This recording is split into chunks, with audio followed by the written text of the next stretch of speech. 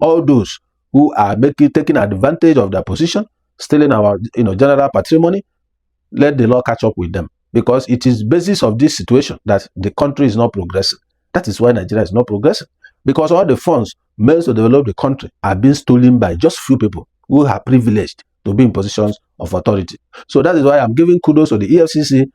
You can see how fast they moved in this matter. They just picked him up 3 days ago. It was EFCC custody to answer for his stuff. By the 4th day, they're already charging him to court. That's the kind of action Nigerians want to be seeing. So one funny thing is that once they arrest these people, the next thing you'll be hearing is about what? Health condition. That's what we'll be hearing, health condition. But when they are taking this money, looting these funds from the government, they don't have health condition. But the moment it's time for accountability, they will develop health condition to the point that they will even collapse in court. I will not be surprised if at the court hearing on Monday, we see Chris Ngige collapse. It's their usual tactics. Once they collapse, they will not grant them bail for medical stuff. Before you know it, that case will fizzle out. You won't hear anything anymore. Hello guys, welcome to my channel. This is Andy Media TV. You recall that I mentioned, just yesterday that the EFCC invited Dr. Chris Ngige to their office to answer some questions in relation to his role as the Minister of Labor and Employment under the former, President Muhammadu Buhari between 2015 and 2023. So I think during the interrogation, a lot of issues were uncovered, and which made the EFCC to charge him to court. So today, the EFCC arraigned Dr. Chris Ngige in Abuja High Court in Gwarimpa at the Federal Capital Territory, where he was expected to answer for the 8-count charges that was brought up against him. The charges brought up against him includes abuse of office and also receiving, kickback from contractors through one of the parastatals, one of the agencies of government that is under his ministry, which he oversees. So based on this, 8-count charges were filed against him, which is expected to defend himself in the court of law. So the case, just commenced today. But, during, the deliberation in the court, the defendant's counsel, that is the lawyer representing Dr. Chris Ngige, brought it up for the court to grant him bail on the basis of, his health condition, that Dr. Chris Ngige is not okay, health-wise, and need to see a doctor. And he also mentioned that the EFCC also knew that he has some medical issues to attend to. So, but that doesn't sit well with the prosecution counsel, who, kind of informed the court that he has to be remanded in the correctional facility since he has pleaded not guilty, so that the main fireworks of the case will begin. So, based on that fact, there's kind of, back and forth between the two counsels. But at the end of the day, the judge, ruled that Dr. Chris Ngige should be remanded in the Kuje correctional facility, while on Monday, the bail application that has been filed by his counsel, they will hear that bail application to determine if he will be granted bail or not. So, as I speak, Dr. Chris Ngige will be in Kuje correctional facility until Monday, when his bail application will be heard. So, guys, we will go into the nitty-gritty of this case now, what we have learned from what has transpired in the court of law today.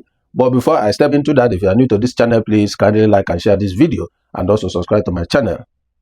And put on your notification bell so that when my next new video drops, you will be among the first that will be notified. So let's take a look at this video of what transpired in the court, and then we'll come back so that I will give you more details on what the issues are. Please don't go away. Let's take a look on this video. We'll be right back. Former Minister of Labor and Employment Chris Ngige has been ordered to be remanded at the Kuje Correctional Center. This follows his arraignment before an FCT High Court on multiple corruption charges. He will remain in custody until Monday, when the court is expected to hear his bail application. We have more in this report.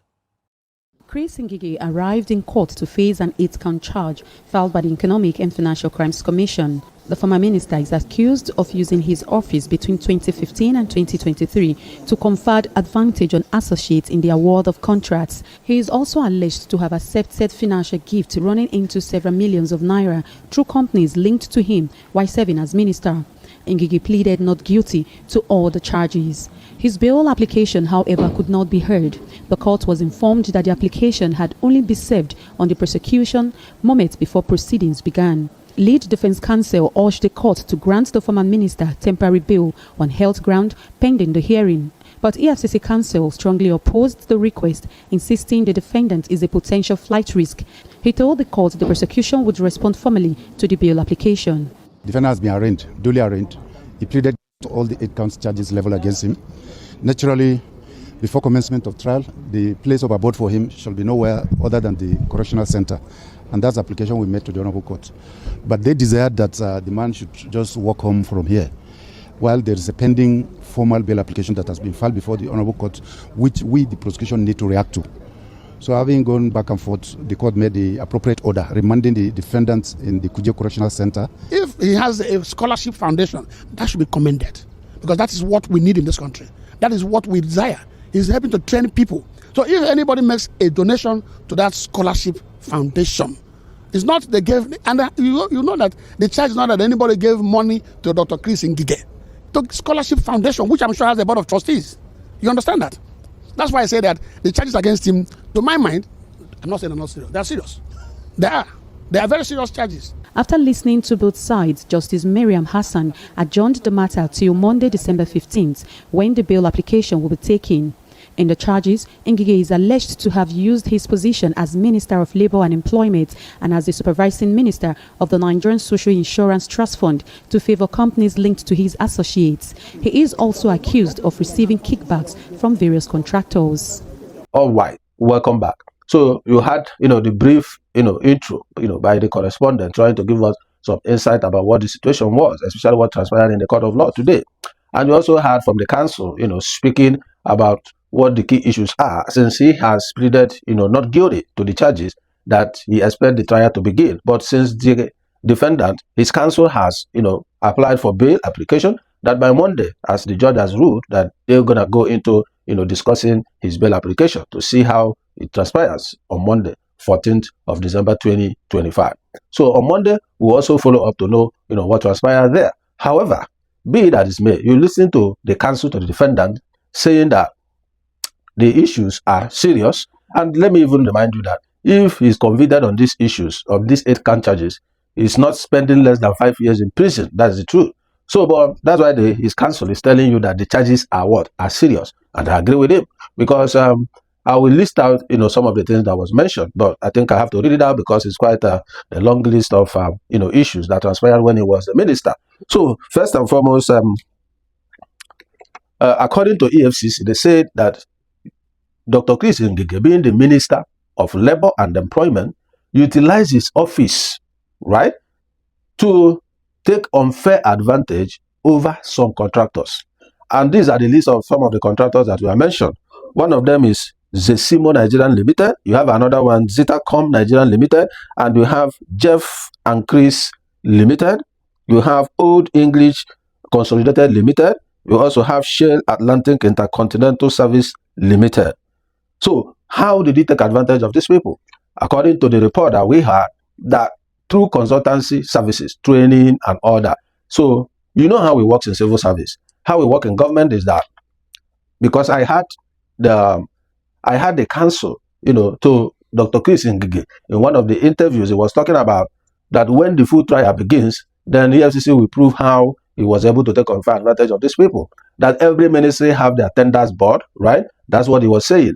And that the minister is not the one, in the tenders board, or is not the one heading the Nigerian Social Insurance Trust Fund, where this whole corruption thing, happened. But I'm going to break it down for you in the way you're going to understand these things.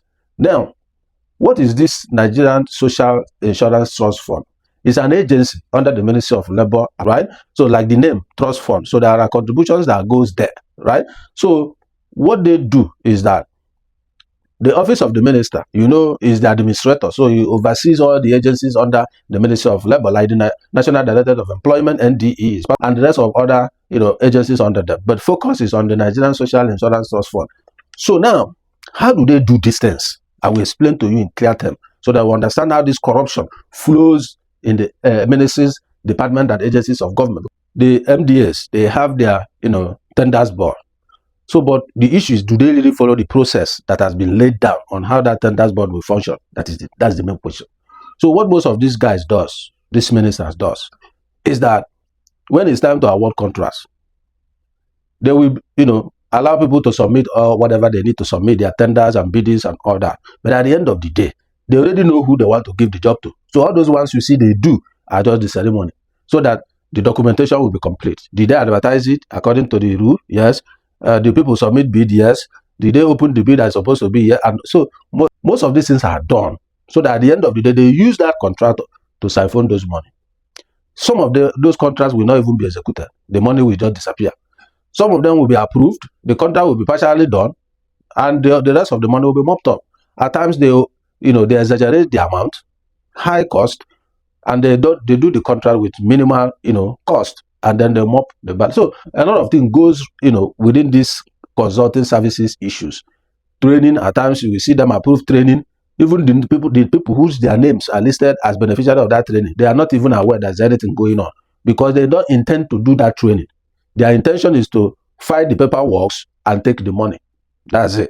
So all these things happen, and we understand how it happens in the ministry, department, and agencies of government. So at times, training that will cost 5 million, they may spend 50 million on it.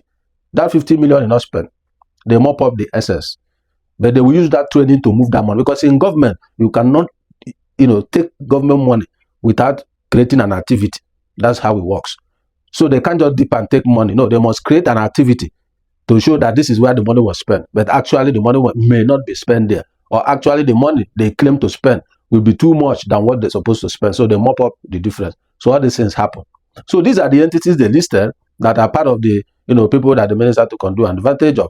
They also said that he received kickbacks through his campaign organization, which means most of these companies donated to his campaign. So like a payback, you understand? So pay to play, something like that. So these are part of the count charges that was put on Dr. Chris Ngige. They also said that he has Dr. Chris Ngige Foundation, where he gives scholarship foundation, so that in that same scholarship foundation, a lot of things went down as well. So there are quite so many things that EFCC listed as per the issues why they are charging him to court. So for the campaign, they said that he received 38.6 million through his campaign organization. He also received 55 million through Chris Ngige scholarship scheme, and 26.1 million from various contractors disguised as gifts while he was Minister of Labor and Employment. So those people, kind of giving him back returns, but they will disguise it as per they are giving him a gift, but it's not actually a gift, but a return that belongs to him based on the contract or job execution that was approved for them. So these are part of the charges that EFCC is bringing up against him. So that is why he's in court. So we do hope that at the end of the day, that EFCC has all the materials needed to prove their case in court. And if they do, Dr. Chris Ngige will be looking at least 5 years in the prison, in the correctional facility, which is quite huge. And one funny thing is that once they arrest these people, the next thing you'll be hearing is about what? Health condition. That's what we'll be hearing, health condition. But when they are taking this money, looting these funds from the government, they don't have health condition. But the moment it's time for accountability, they will develop health condition to the point that they will even collapse in court. I will not be surprised if at the court hearing on Monday, we see Chris Ngige collapse. It's their usual tactics. Once they collapse, they will not grant them bail for medical stuff. Before you know it, that case will fizzle out. You won't hear anything anymore. So whatever it is, yes, I don't have problem him taking care of his health. That's very important, so that he will be alive to face trial. So, however, if they are granting him bail on Monday, they should make sure that that bail condition, we ensure that he remain in the country. We ensure that they have access to him at any time they want him, and let the bail condition be stringent so that he will not evade, his bail, requirements. So that's my expectation for Monday. My point is very clear. All those who are taking advantage of their position, stealing our general patrimony, let the law catch up with them, because it is basis of this situation that the country is not progressing. That is why Nigeria is not progressing, because all the funds meant to develop the country are being stolen by just few people who are privileged to be in positions of authority. So that is why I'm giving kudos to the EFCC. You can see how fast they moved in this matter. They just picked him up 3 days ago. It was EFCC custody to answer for his stuff. By the 4th day, they're already charging him to court. That's the kind of action Nigerians want to be seeing. But when you look at the case of former governor of Kogi State, Yaya Bello, who was alleged to have taken over 80 billion naira to pay for his children's school fees, even in advance. If you look at how his own happened, and the statement made by the EFCC chairman, you will know that there are people who wanted to shield that Kogi governor. That's why the man said, if I cannot prosecute Kogi State former governor, I will resign from this position. It means it shows sign of frustration that there are some people who are trying to suppress him from, doing his job. And that's why he made that statement. And I know he was really willing and eager to resign if he was not actually taking him to go. If you look at the cat and mouse, Tom and Jerry system between EFCC and Yaya Bello, you will know that Yaya Bello has something behind him, standing behind him. That's why he's playing that hide and seek. He will come to EFCC, EFCC will not arrest him, he will go, and then EFCC will say they are declaring him wanted. If you look at that drama, you will know that there's something beating band for Yaya Bello behind his back. So, but I'm glad this case is in court. At the end of the day, I don't know how it will end up, whether the case will even end up at all, because charging him to court has shown that the EFCC chairman is meeting what he has said, because he has started the prosecution. So whatever happens in court is not his own problem. However, his problem is to provide all the evidence. It is the duty of the court to nail him or to let him go. So whatever happens there, you can't blame EFCC. They have already taken him to court and provided all the documentation that's supposed to nail him. So you can see the sensitivity of all these things. And these guys are key players, in the system. And you can never tell what's going on. So Ngige, Dr. Chris Ngige, he's being charged for 2.2 billion naira fraud, corruption case. So that's what he's facing. And I don't know how it's going to turn out for him, but I know that by Monday, I know he's going to get bail by Monday. They're going to put one huge sum for him to meet his bail condition and put, maybe he need a permanent secretary and all those things to meet his bail application. You're going to hear all those things by Monday. They're going to let him go to go take care of his health. That's obvious. He's a minister of the Federal Republic. He was former governor of Anambra State. And then he was also a senator. So the guy has been in different tentacles of government. And I will tell you the truth that when Ngige was governor of Anambra State, he did creditably well. In fact, he was the one who laid that foundation that P2B built upon, because he fought the godfathers in Anambra State, which led to him being ousted, through the court system. He was even in loggerhead with the president then, President Olusegun Obasanjo at that time, So he did that fight, put his life on the line. Don't forget, he was even kidnapped from the government house.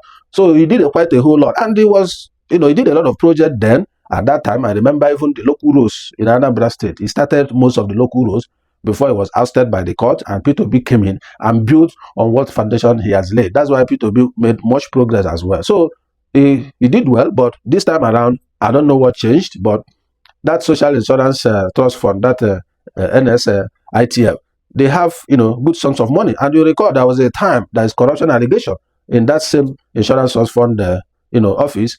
There was allegation at some point, at that few years ago. And they said termite ate the money. Termite ate the documents. Termite. In JAMB, it was snake that swallowed the money. So you hear sort of stories when they get themselves involved in corruption, and you are telling them the next thing they will formulate one story. So I think it's time for accountability. I support accountability. So for him to answer, what he did in his position as the Minister of Labor and Employment, there's nothing wrong with that. If your hands are clean, you prove it in court. If your hands are not clean, the court, takes their decision on your role as the former minister. So I want this to be like a sign to others who are currently in that position to know that, but as soon as it takes, you may be the next. And for those who have been there before, who are say hiding, enjoying their loot, your turn may come. So EFCC, kudos for what you are doing, and I enjoy mostly the swiftness in what you guys are doing. But one thing I was afraid of is this: why you guys move so fast in this Chris Ngige issue. I hope you have all the evidences to nail him in court, because you need to have done painstaking investigation, collect all the evidence, even work with the prosecutor to see that yes, this is enough to nail him before you even go to arrest him and nail him. So I think that's a more better approach, so that it won't be that you guys rush to court and at the end of the day the judge will say there's no evidence to prove that he collected kickback or gift, or that his campaign was funded by those people he gave contract, and then they let him go. That will become like noise. So I hope that you guys have watertight case against him to prove all these things in the court of law. Maybe some of the companies may be witnesses to come and testify. What happened, nobody knows. Well, we'll see how this whole fireworks plays out, starting from Monday, 14th of December 2025. So I will keep you guys posted on the outcome by Monday, so that you guys will follow up on the incident. So we are still waiting to hear other issues concerning the former AGF, Abubakar Malami, who is also in EFCC custody, who have been granted bail by the EFCC, but is yet to meet his bail condition, and they stay with them. We have not had any news yet whether he has been released or not, and we have not had any news yet whether he has been charged to court. It's only Chris Ngige that we know that has been charged to court. So guys, we'll keep our eyes open to know what goes on within these two cases that is, are very active as we speak. And I do hope that the EFCC is also digging deeper concerning other people, even those who are currently in those positions. But like I said, it's not just the ministers or the politicians, also the career civil servants. They are the bedrock of corruption. When every minister is appointed, they are the ones, the civil servants are the ones who will go to tell the minister which department has more money, which department is lucrative and non-lucrative, and the minister will beam his searchlight on those departments and begin to exploit those opportunities. That's the way it works. So civil servants are one of the key elements when it comes to this corruption fight. So dig also deep on the permanent secretaries, the directors, and the rest of them. So you guys can be able to know and nip most of these things in the bud. And let there be stringent, conditions, especially when it comes to procurement, because this procurement issue has been the bedrock of corruption when it comes to procurement. Go and check. Most of the corruption in Nigeria is procurement. They inflate prices. That's what we call trade-based money laundering. They use it over-invoicing, under-invoicing, and so many other things they do within that procurement process. You will see that things that will cost 1 naira, they will put it as 15,000 per item. That's procurement fraud. So EFCC, kudos to your job, kudos to what you are doing, kudos to the chairman and his team, and I look forward that you guys will continue to do more and more in tackling this thing from the top. Tackle it from the top. But as you are doing so, don't forget the Yahoo boys as well, who are bringing bad name to the country. So guys, I'm going to leave it out here. I don't know what you think concerning this whole process. Are you happy that they are now beginning to nail some of the big fishes? Or are you sad that they are, arrested somebody from your zone that is now zoned? Because, Nigerians are used to ethnicity, religion, and all this thing. But for me, I'm glad that they are doing this kind of, thing today. But I don't know about you. What do you think? Are they in the right track? Or do you think they are misfiring? Do you think that this will help, to reduce corruption as they begin to get hold of these big fishes, the ministers, the directors, the PAMSED, and other politicians who are within, the government cycle, looting the nation dry? What do you think? My comment section is open. Let me know what you think. And I will respond to you. Trust me on that. Whatever I see your comment, I'll respond. So before I leave here, please like and share this video. And also subscribe to my channel and put on your notification bell so that when my next new video drops, you will be among those that will be notified. I want to say to you, thank you for watching this video to the end. I will see you in my next video. I appreciate your support. See ya. I'm signing out.